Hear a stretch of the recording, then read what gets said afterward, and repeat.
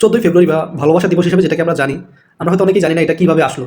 তো এটা নিয়ে অনেকগুলো মতভেদ রয়েছে, তার মধ্যে আমি কয়েকটা বলতেছি আজকে। প্রথমত, রোমের দেবদেবীর একটা রানী ছিল যার নাম ছিল রানী জুনুস। এই রানী জুনুস তার সম্মান উপলক্ষে রোমের নাগরিকরা আগে এই দিনটাকে মানে 14ই ফেব্রুয়ারিটাকে ছুটির দিন হিসাবে পালন করতো।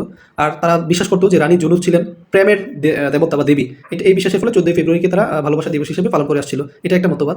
তাছাড়া প্রায় 200 খ্রিস্টাব্দের সময় রোমান সাম্রাজ্যের রাজা ক্লডিয়াস তার রাজ্যে বিবাহ নিষেধ করে দিয়েছিলেন। তার কারণ তিনি মনে করেছিলেন যে যুবকরা যদি বিবাহ করে, অবশ্য যুবকদের বিবাহ নিষিদ্ধ করেছে সবার না, তো যুবকরা যদি বিবাহ করে তাহলে যুদ্ধ করবে কারা, এই ধরনের ধারণা থেকে তিনি বিয়ে করাটা নিষিদ্ধ করে দেন। তো এর একটা প্রতিবাদ করেন এক যুবক যার নাম ছিল ভ্যালেন্টাইন।